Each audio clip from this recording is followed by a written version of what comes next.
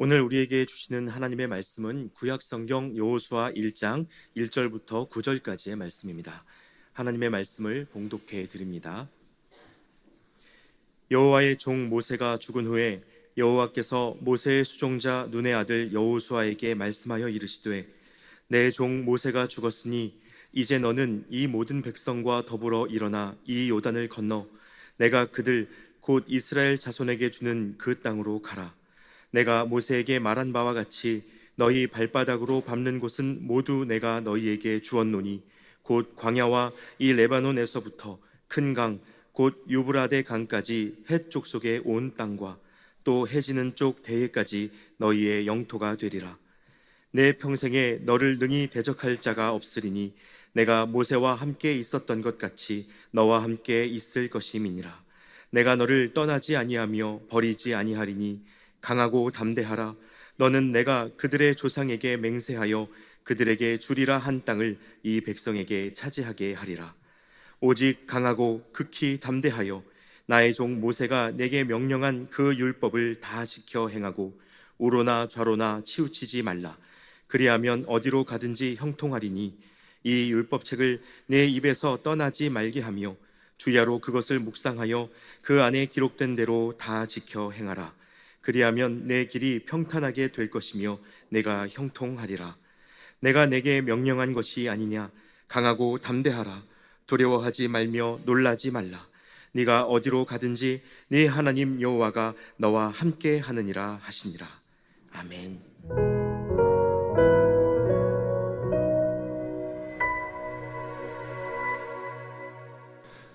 네, 오늘은 새해 첫 주일인데 이곳에서 처음 이제 주일 예배를 드립니다. 그래서 우리 옆에 분하고 한번 인사하면 좋겠습니다. 여기까지 잘 오셨습니다.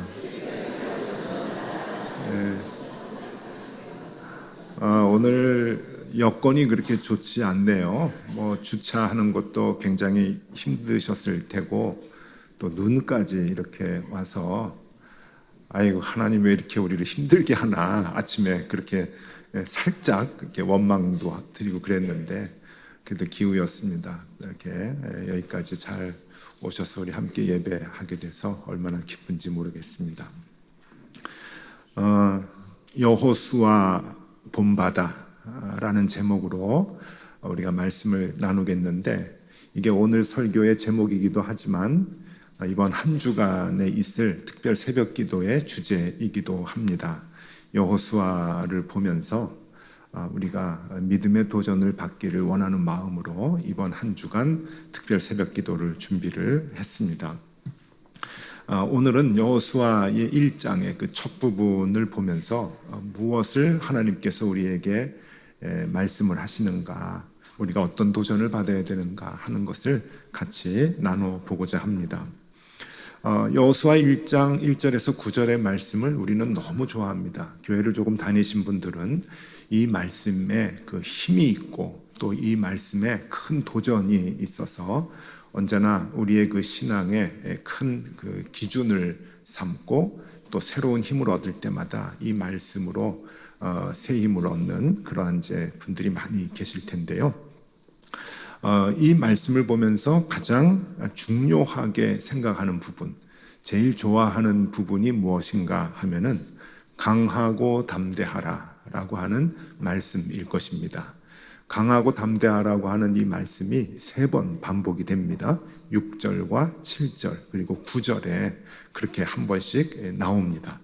그러니까 꽤 많이 나오는 편이죠. 강하고 담대하라, 강하고 담대하라, 강하고 담대하라. 3번 반복을 하시는데, 그러나 저는요 이 본문을 볼 때 강하고 담대하라라고 하는 말씀도 물론 좋지만 제가 더 이렇게 눈여겨보는 문구가 있습니다.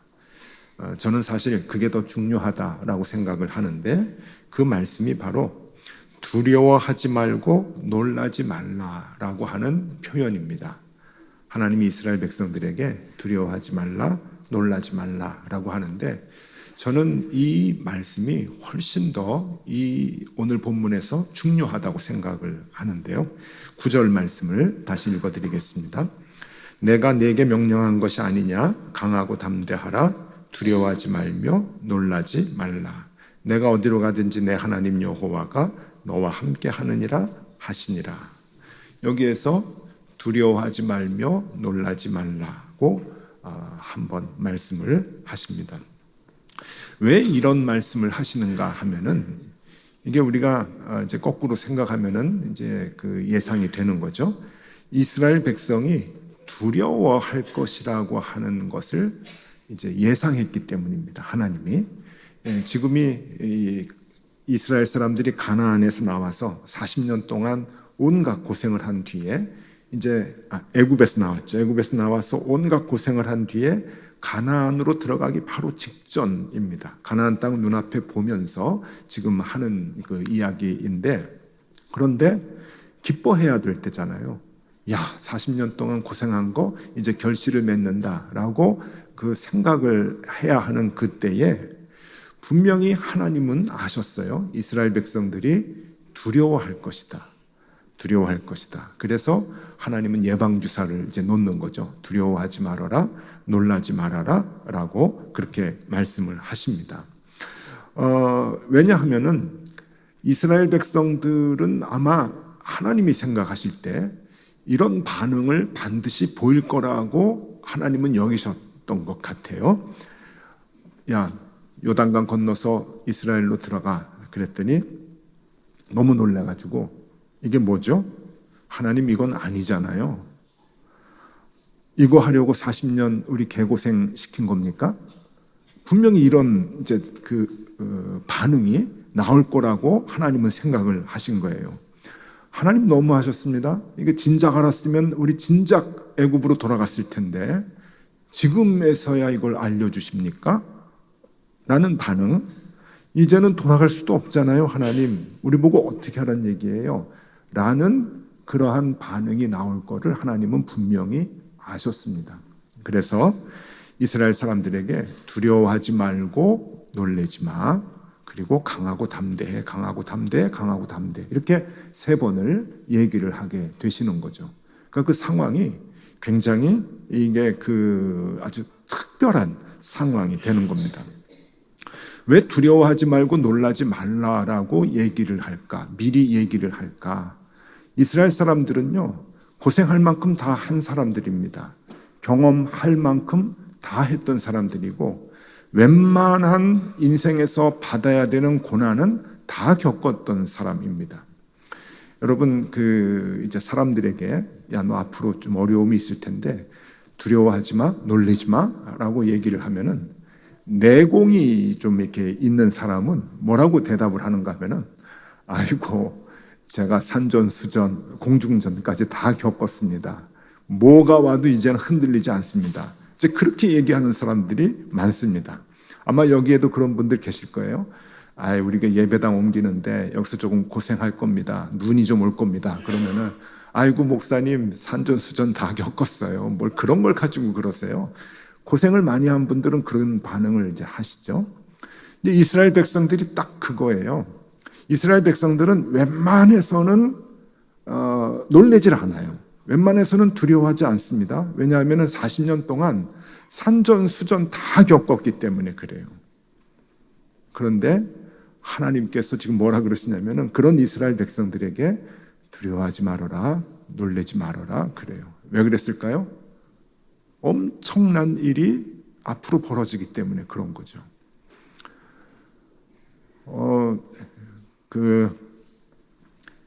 예전에 제가 젊었을 때 이제 일본에서 목회를 할 때 그때 40대 초반이었습니다. 저희 아내가 이제 그 교회에 제일교포들이 굉장히 많으셨는데 그 교회의 어른들, 그러니까 여전도회에 은퇴하신 분들, 그러니까 70세 이상 되신 권사님들이 그 여전도회, 그 한나회라고 있었는데 그 한나회에서 저희 아내가 신학교를 이제 나왔으니까, 아이고, 사모님이 와가지고 우리 성경 공부 좀 시켜줘요. 그래서 저희 아내가 그 한나회에 성경 공부를 하기 시작을 했는데, 저희 아내의 나이가 그때 30대 후반이었습니다. 근데 저희 아내가 처음에 이 어르신들하고 좀 친해지려고 왜 그런 거 있잖아요. 아이스 브레이킹이라고 하잖아요. 첫 시간에 이런저런 프로그램을 가지고 가서 이제 서로 친해지는 시간을 이제 가지고 이제 갔어요. 그 프로그램을 가지고 이제 질문을 하고 또 대답하고 하는 거 하면서 서로 이제 친해지는데, 그 질문 중에 하나가 집에 불이 난 경험이 있는 사람 얘기해 보십시다. 이제 이런 게 있어요. 그러니까 불난 경험이 있으면은 손을 들고, 우리 집에 불이 났는데 그때 뭐가 탔고 뭐가 힘들었고 이제 그러면서 서로 과거를 알고 친해지는 이제 그러한 질문이었는데, 집에 불난 분 계시면은 경험해 보신 분 있으면 얘기해 주세요. 그랬더니 몇 분이 손을 드시면서 하는 얘기가, 폭격 맞은 것도 됩니까? 그런 거예요. 폭격. 그러니까 그분들은 제1교포이신데 2차 세계대전 때 동경에 사시면서 폭격을 경험을 하셨던 거예요. 그러니까 이런 폭격 맞으신 분들은 집에 불나는 거는 아무것도 아닌 거예요. 내가 산전수전 다 겪었는데 뭐 어렵다고 뭘 그러십니까? 이제 그러는 거죠. 이스라엘 백성이 굳이 비유하자면은, 아이고 폭격도 다 맞아봤는데 뭐 집에 불난 거 가지고 우리 놀래질 않아요. 그런데 그런 이스라엘 백성들에게 하나님은 얘기하십니다. 놀라지 말아라. 너희들 두려워하지 말아라. 왜 그랬을까? 엄청난 어려움이 눈앞에 있는 것을 이제 이스라엘 백성들이 발견하기 때문에 그런 것이죠. 자, 그러면 산전수전 다 겪었던 이스라엘 백성들은 무엇 때문에 크게 두려워할까 하는 겁니다. 두 가지 이유가 있는데요. 첫 번째 이유가 뭔가 하면은, 앞으로 들어가야 할 그 땅이 빈 땅이 아니라 헷족속이 살고 있는 땅이라고 하는 겁니다. 헷족속. 헷족속이 뭐냐? 그 성경은 일반 역사하고 물론 내용은 똑같은데 이 발음이, 이름들이 조금씩 달라요. 발음을 다르게 하죠. 우리가 애굽이라고 하면 일반 역사는 이제 이집트라고 하는데, 이 헷족속은 일반 역사로 보면은 히타이트입니다. 히타이트. 그럼 이제 아실 거예요. 세계사를 배웠으니까 히타이트가 얼마나 큰 나라였는지 우리가 아실 텐데, 그 히타이트 그 지도를 한번 좀 보여드리겠습니다. 여러분 이 지도를 보시면은요, 지금 이집트에서 나왔잖아요. 이집트에서 나와가지고 개고생을 하고 지금 가나안으로 들어가는데, 이 가나안은 북쪽에 있는 히타이트하고의 완충지대예요. 그러니까 가나안의 7 족속이 살고 있는데 7 족속 중에 다른 족속들은 거진 뭐 존재감이 없고, 이 헷족속이라고 하는 히타이트 족속들이 이 안에서 살고 있었던 거죠. 우리 젊은 사람들이 우스갯소리로 그런 얘기 하잖아요. 쓰레기차 피하려다가 무슨 차에 치였다고 뭐 그런 얘기 하듯이, 지금 애굽에서 나와가지고 들어가는데 히타이트족이 있는 곳으로 지금 들어가는 거예요. 그러니까 이게 무슨 상황입니까? 여러분, 이게 이제 기원전 1750년에서 1180년까지의 그 고고학적으로 발굴된 그 이제 사적으로 인해서 그린 이제 학자들의 그림 이제인데, 저 역사적인 기간이 출애굽 기간하고 똑같은 거예요. 출애굽해서 가나안에 들어가서 살던 때하고 겹칩니다, 저게. 그 당시에 히타이트가 어느 정도 강했는가 하면은 이제 발굴되는 것으로 보고, 또 문헌들을 보면은요, 사진을 좀 2장 보여드릴 텐데, 먼저 이 사진을 보시면 저기 히타이트 지역의 그 이제 벽화가 아니죠. 저게 이제 그 조형물인데, 조각들인데, 어떤 학자는 저거를 히타이트의 신들이라고 그렇게 얘기하는 분도 계시고, 어떤 학자는 아니다, 저건 히타이트의 군대다라고 이렇게 얘기하는 학자도 있는데, 어쨌든 아주 강한 나라라고 하는 것을 우리가 알 수가 있고요. 또 하나는 그 병거입니다. 병거. 저런 것들이 굉장히 많이 발견이 되는데, 히타이트가 역사적으로, 일반 역사적으로 봤을 때 저 철병거를 가장 먼저 만들고 사용했던 민족입니다. 그래서 저 철병거를 나중에 어디서 뽐따 가지고 만드는가 하면은 애굽에서 만들어요. 그래서 애굽 사람들이, 이스라엘 사람들이 이제 막 나올 때 애굽 군대가 오잖아요. 저 병거를 타고 홍해에서 이제 다 몰살이 됐지만, 저것이 원조가 어딘가 하면은 히타이트, 그러니까 헷족속이라고 하는 거죠. 그러니까 이스라엘 사람들은 무슨 생각을 하게 되냐면은 이게 뭐지? 애굽 겨우 빠져나왔는데 우리가 가야 될 땅은 에덴 동산이 아니네, 젖과 꿀이 흐르는 땅이 아니네 라는 생각을 할 수밖에 없는 거죠. 그런데 하나님은 이미 알고 계셨잖아요. 그래서 하나님은 이 이스라엘 사람들이 그 사실을 알면 이제 너무너무 놀랄 것이라고 하는 것을 아시고 두려워하지 마, 너희들이 이제 놀라지 마 라고 산전수전 다 겪은 것 같은 이스라엘 사람들에게 그렇게 얘기를 하시는 거죠. 아마 이런 그 마음이실 거예요. 얘들아, 그 가나안 지역은 아무도 살고 있지 않은 땅이 아니고 사실은 누가 살고 있어. 그런데 거기 7족속이 있는데 다른 6족속은 존재감이 없고 누가 살고 있는가 하면은 해족속이 산단다. 놀라지 마, 해족속이야. 그런 얘기죠. 이스라엘 입장에서는 이게 지금 이제 황당한 겁니다. 4절 말씀 볼게요. 4절에 곧 광야와 이 레바논에서부터 큰 강, 곧 유브라데 강까지 해쪽 속의 온 땅과 또 해지는 쪽 대해까지 너희의 영토가 되리라. 뚱딴지 같은 얘기죠. 해쪽 속 살고 있는데 너희 영토가 된다고 하니까 여러분, 거기서 어떻게 이스라엘 민족이, 유목민족이 비집고 들어가 살겠습니까? 자, 상대가 애국보다 더 두려운 나라라고 하는 것, 너를 대적할 자가 없을 것이다 라고 하는 하나님의 말씀이 무의미하게 들릴 정도로 지금 이스라엘 백성은 두려워할 것이고 놀랄 것이다 라고 하는 겁니다. 그래서 하나님은 반복해서 얘기하는 거예요. 강하고 담대해라, 강하고 담대해라, 강하고 담대해라. 두려워하지 말고 놀라지 말아라. 그 얘기를 하는 거예요. 아마 우리도 그런 상황이면 똑같이 이제 놀랄 수밖에 없는 이제 그러한 상황이죠. 자, 이스라엘 백성이 또 하나 놀랄 만한 상황이 있습니다. 산전수전 다 겪었지만 이스라엘 사람들은 왜 놀랐을까? 그것은 두 번째 이유는 모세가 죽습니다.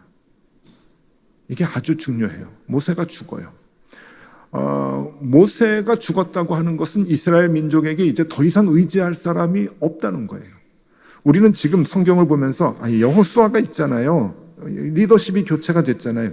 근데 아니에요. 이스라엘 사람들에게 여호수아는 존재감이 없는 사람이에요.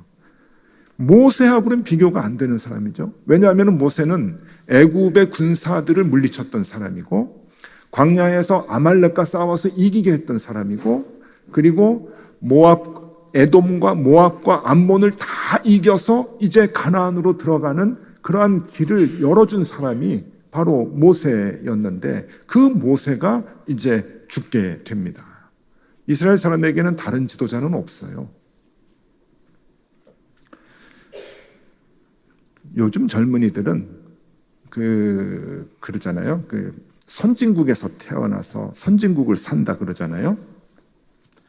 요즘 젊은이들한테 야, 대통령이 그만두면 어떻게 돼? 큰일 아니야? 그러면 젊은 사람들은 뭐 다음 사람 되면 되지. 뭐 누구든지 되면 되는 거지 뭐.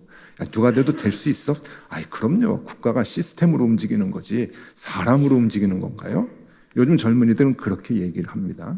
근데 제 나이대의 연령의 분들은 아마 여기도 많이 계실 텐데 저는 17살에 대통령이 총 맞아 죽은 걸 봤어요.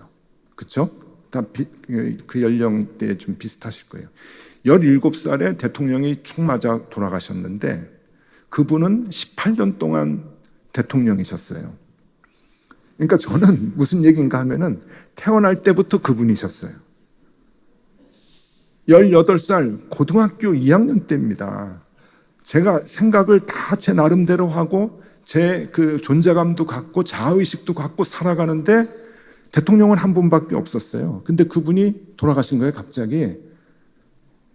제가 덜커덕 나라 걱정이 되더라고요. 이 나라 어떡하지? 대통령이 없는데? 요즘 젊은이들하고는 다른 거예요. 왜? 경험을 못 해봤으니까. 그 나이 먹도록. 그런데 이스라엘 사람들은 40년 동안 그런 거예요. 지금 가나안에 들어갈 때는 애굽에서 나온 사람은 이미 다 죽은 상황이에요. 광야에서 태어난 사람만 가나안에 들어가거든요.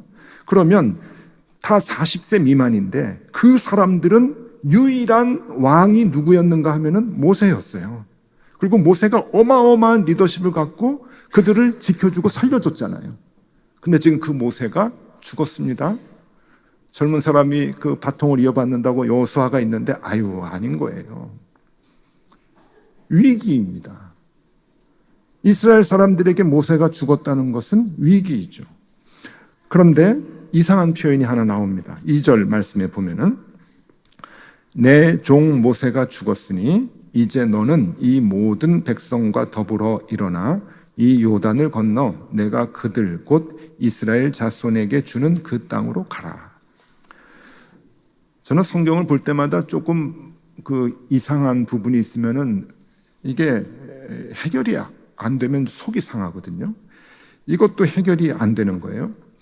그냥 상식적으로 생각하면은 내 종 모세가 죽었지만 이렇게 돼야 되는 거예요.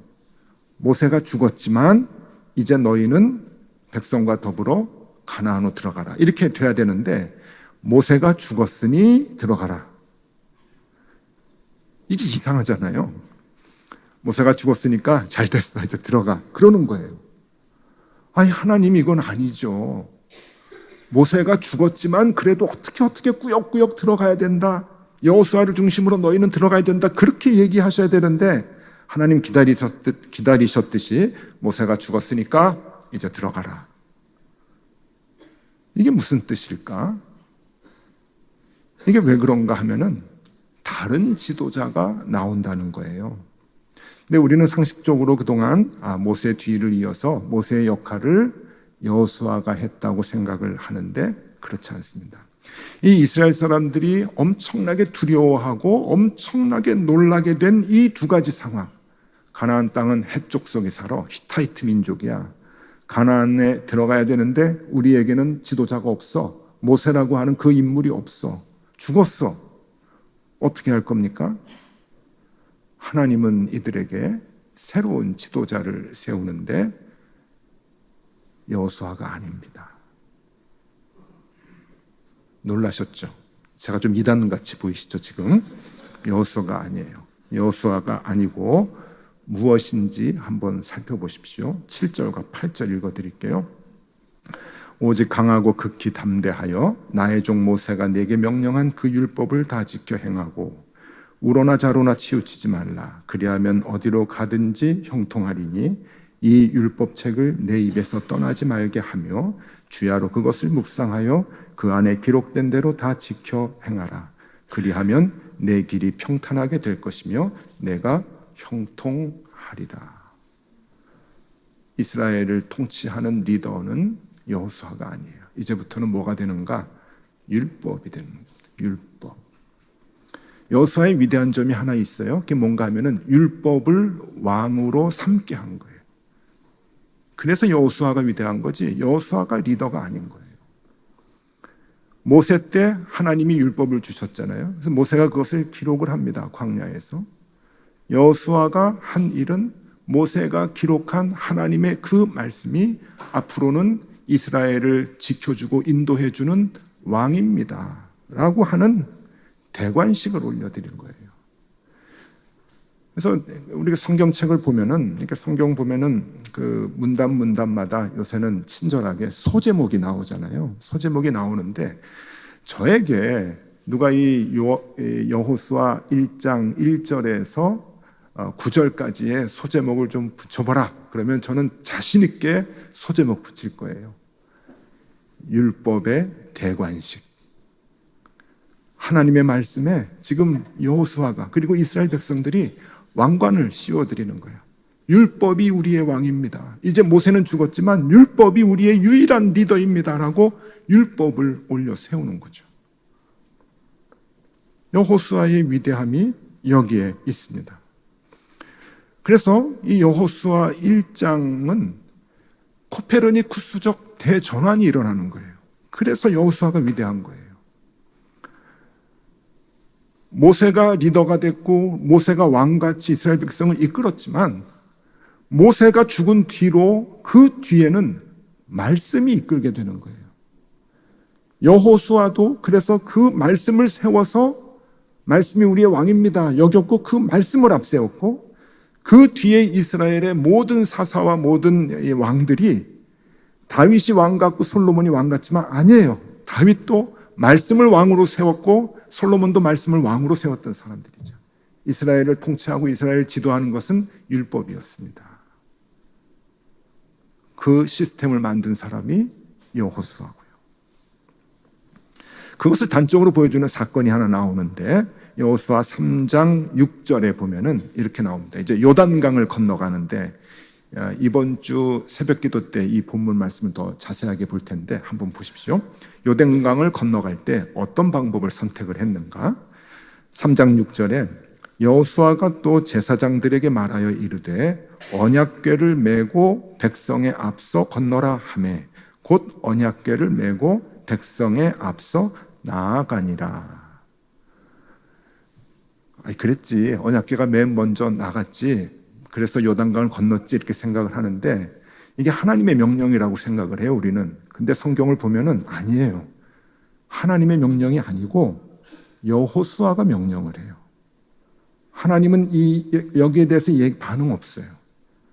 그리고 여호수아가 얘기한 다음에 하나님께서 여기에 대한 얘기를 해요. 그러니까 여호수아가 하나님의 마음을 알았던 거예요. 하나님께서 주신 말씀이 우리를 이끌어 나가는 대장이다. 그러니 이 말씀이 있는 언약궤를 메고 요단강 먼저 건너 우린 뒤따라갈게. 그때부터 이스라엘 사람들은 전쟁할 때마다 이 말씀을 가지고 나가서 싸웠던 거예요. 왜? 말씀이 왕이니까. 말씀이 나의 장군이니까. 말씀이 나의 리더이니까. 말씀이 내 삶의 멘토이니까. 여러분, 올 한 해 새해를 맞이했습니다.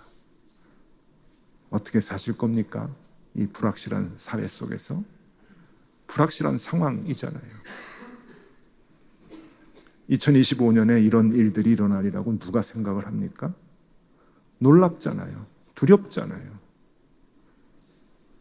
하나님께서 우리에게 똑같은 얘기를 하셔요. 두려워하지 말아라, 놀라지 말아라, 강하고 담대해라, 강하고 담대해라, 강하고 담대해라. 우리가 해야 할 일은 하나 있습니다. 하나님의 말씀이 우리의 주인 되도록, 내 삶의 왕이 되도록 왕관을 씌워드려야 되는 거예요. 교회 나오실 때 가지고 나왔다가 집에 가시면 또 처박아 놓고 요즘 들고 다니지도 않아요. 무거우니까. 다 스크린에 나오니까 그냥 집에서 조금 보시고 그러죠. 근데 이 말씀에 여러분 왕관을 씌우셔야 돼요. 이 말씀이 나를 이끄는 주인입니다. 이 말씀이 내 삶의 임금님이십니다. 이 말씀이 나를 움직이는 명령입니다. 그럴 때 평탄한 복, 형통한 복을 하나님께서 우리에게 주신다고 하는 거예요. 두려운 일, 놀랄만한 일 많습니다. 더 많을 거예요. 산전수전 다 겪으셨죠? 폭격 맞은 것만한 어려움도 있으셨죠? 앞으로 어떤 어려움도 놀라지 않을 것 같은 마음이 있으시죠? 아니에요. 경험이 있어도 더 놀랄 만한 일들이 우리에게 있을 거예요. 그래도 그것을 이길 수 있는 힘이 어디에서 나오느냐? 말씀. 이 말씀이 내 삶의 주인이 될 때 우리는 모든 어려움들을 극복해낼 수가 있는 겁니다. 그런 의미에서 여호수아 본받아. 여호수아 본받아. 그 삶을 우리가 살아야 할 것입니다. 8절 말씀을 우리 다 같이 한번 한 목소리로 읽고 오늘 말씀을 마치도록 하겠습니다. 8절입니다. 이 율법책을 내 입에서 떠나지 말게 하며 주야로 그것을 묵상하여 그 안에 기록된 대로 다 지켜 행하라. 그리하면 내 길이 평탄하게 될 것이며 내가 형통하리라. 아멘. 기도하겠습니다. 주님, 2025년도 새해를 맞이하였습니다. 사회가 어수선하고 개인의 삶은 불안한 이때에 우리가 어떻게 살아야 할 것입니까?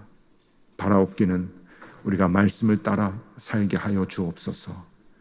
때로는 힘들고 어려워도 주님의 말씀을 다 지켜 의로운 삶을 살게 하여 주시옵소서.